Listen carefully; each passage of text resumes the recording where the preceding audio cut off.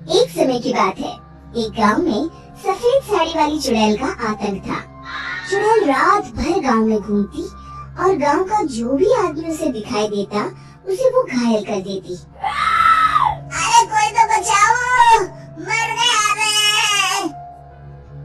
एक रात हरिया अपने खेत से अपने घर लौट रहा था कि तभी अचानक उसके सामने चुड़ैल आ जाती है। अरे बाप रे, ये चुड़ैल कहाँ से आ गई?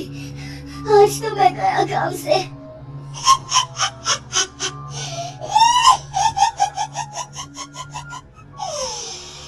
आज मुझे मेरा शिकार मिल गया। अरे चुड़ैल दीदी, मुझे छोड़ दो। जैसे ही चुड़ैल हरिया की तरफ बढ़ती है, हरिया वहाँ से भाग जाता है और अपने घर के दरवाजे पे पहुँचता है। अरे भगवान, जल्दी से दरवाजा खोलो, मेरे पीछे चुड़ैल पड़ी है। हरिया की पत्नी जल्दी से दरवाजा खोल देती है। अरे आप इतना हाफ क्यों रहे हैं?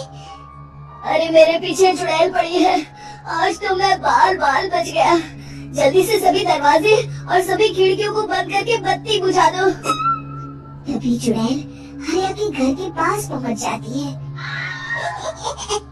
अरे वो आदमी कहाँ गायब हो गया? मैं भी देखती हूँ आखिर कब तक बचेगा। मैं अपने शिकार को इतनी आसानी से नहीं छोड़ती। इतना कहकर चुड़ैल वहाँ से चली जाती है। वहीं दूसरी तरफ हरिया और उसकी पत्नी दोनों अपने घर की खिड़की से ये सब देख रहे होते हैं।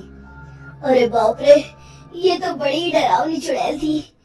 अगले दिन ये बात आग की तरह पूरे गांव में फैल जाती है और धीरे धीरे लोग चुड़ैल के डर के मारे शाम होते ही अपने घरों से बाहर निकलना बंद कर देते हैं। कुछ दिनों के बाद भाई, मैंने तो इस चुड़ैल के डर के मारे रात को अपने खेतों को पानी देना बंद कर दिया है। कहीं मेरी फसल सूख गई तो मैं तो कहीं का नहीं रहूंगा। साहूकार का कर्जा कैसे चुकाऊंगा? अरे भाई, पूरे गांव वालों का यही हाल है। पता नहीं ये चुड़ैल हमारे गांव में कहां से आ गई। फिर एक दिन गांव के पास वाली नदी के किनारे एक बहुत बड़े तांत्रिक के आने की बात कुछ गांव वालों को पता चलती है। वो लोग जाके ये बात गांव के मुखिया को बताते हैं। मुखिया जी, नदी के किनारे एक बहुत ही पहुंचे हुए तांत्रिक बाबा आए हैं। हमें उनसे मदद मांगनी चाहिए। मैंने सुना है वो बड़े बड़े भूतों और चुड़ैलों को अपने वश में कर लेते हैं। मुखिया जी सभी गांव वालों को लेकर उस तांत्रिक के पास पहुंच जाते हैं। ओम फट स्वाहा, ओम फट स्वाहा। तभी तांत्रिक अपनी बंद आंखों को खोलकर कहता है, क्या बात है, तुम सब लोग यहाँ क्यों आए हो? मुखिया जी उस तांत्रिक को सारी बात बता देते हैं। अच्छा, तो ये बात है। और तांत्रिक अपनी आंखों को बंद कर लेता है। मैं देख रहा हूँ तुम्हारे पूर्वजों ने बहुत पाप किए थे, जिससे ये गांव अब श्रापित हो चुका है। उसी के फल स्वरूप तुम्हारे गांव में चुड़ैल आई है। ये चुड़ैल बहुत खतरनाक है, ये किसी को नहीं छोड़ेगी। हे भगवान, मर गए रे, अब क्या होगा? तभी गांव के मुखिया जी कहते हैं, बाबा, इस चुड़ैल से हम सबको बचा लीजिए, कोई तो उपाय होगा। इसका सिर्फ एक ही उपाय है, सभी गांव वालों को बारी बारी हर दिन अपनी आधी फसल उस पहाड़ी के ऊपर बनी काली गुफा में छोड़ के आनी होगी। तभी उस चुड़ैल की भूख मिटेगी और श्राप का प्रभाव खत्म हो जाएगा और तुम सब जिंदा बच जाओगे। सभी गांव वाले उस तांत्रिक की बात को मान लेते हैं और वहाँ से चले जाते हैं। फिर अगले दिन से रोज उस गांव के लोग बारी बारी से अपनी आधी फसल उस काली गुफा के पास जाकर रखाते। कुछ दिनों बाद हरिया की बारी आती है। बाप रे, आज तो मेरी बारी है उस काली गुफा में जाने की। क्या करूं? वो तो बड़ी खतरनाक चुड़ैल है। मेरे तो हाथ पैर कांप रहे हैं। फिर हरिया डरते डरते अनाज की बोरियां अपनी बैलगाड़ी में लाद देता है। तभी हरिया की पत्नी उससे कहती है, देखो जी, संभल के जाना और किसी भी हालत में शाम होने से पहले वापस आ जाना। उस चुड़ैल का कोई भरोसा नहीं है जी। हरिया बैलगाड़ी में बैठते हुए कहता है, भगवान, मैं क्या वापस आऊंगा? लगता है अब तो मेरी खबर ही आएगी। इतना कहकर हरिया वहाँ से चला जाता है। रास्ते में जंगल से गुजरते हुए हरिया की बैलगाड़ी का एक चक्का बड़े गड्ढे में फंस जाता है। हे भगवान, अब ये क्या मुसीबत है? हरिया नीचे उतर के पूरी ताकत से अपनी बैलगाड़ी को गड्ढे से निकालने की कोशिश करता है।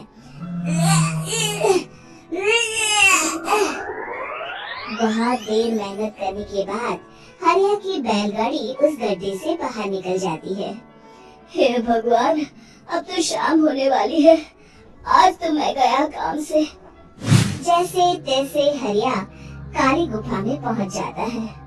अरे मर गया रे, यहाँ तो चारों तरफ डरावना माहौल है। मैंने यहाँ आने में बहुत देर कर दी, कहीं चुड़ैल नाराज ना हो जाए। हरिया अनाज की बोरियां वहाँ रख के जैसे ही जाने लगता है, तभी उसे किसी के आने की आवाज सुनाई देती है। हरिया एक कोने में छुपकर अंदर देखने लगता है। चुड़ैल वहाँ आती है और फिर अपने चेहरे से नकली चुड़ैल का मुखौटा निकाल देती है। हरिया ये देख के हक्का बक्का रह जाता है। तभी चुड़ैल कहती है, भैया यहाँ आना, आज तो बहुत अनाज आया है। इसे मिलाकर अब हमारे पास ढेर सारा अनाज जमा हो गया है। कल ही हम इसे शहर में बेच आएंगे और माला माल हो जाएंगे। तभी अंदर से नदी के किनारे वाला तांत्रिक बाहर आता है। अरे, ये तो तांत्रिक बाबा है। हाँ, अब तो हम दोनों की जिंदगी मजे में कटेगी। गांव वालों को बेवकूफ बनाना इतना भी मुश्किल नहीं था। लोग तो तुम्हें सच में असली चुड़ैल समझते हैं। हाँ, तुमने सही कहा। अब ये गांव वाले चुड़ैल के डर से जिंदगी भर इस काली गुफा में अनाज पहुंचाते रहेंगे। अच्छा, तो ये बात है। ये दोनों पूरे गांव वालों को बेवकूफ बना रहे हैं। अभी जाकर सबको बताता हूँ। हरिया उन दोनों की पूरी बातें सुन लेता है और जल्दी से वापस गांव में आता है। गांव वालों को पूरी बात बता देता है। इससे पहले वो दोनों हमारा अनाज लेकर शहर जाए, हमें उन दोनों को पकड़ना होगा। उधर दूसरी तरफ नकली तांत्रिक और नकली चुड़ैल बनी औरत एक बड़ी गाड़ी में सारा अनाज लाद के वहाँ से निकलने की तैयारी कर रहे होते हैं। जल्दी करो, इससे पहले हमें कोई देख ले। हमें यहाँ से निकलना होगा।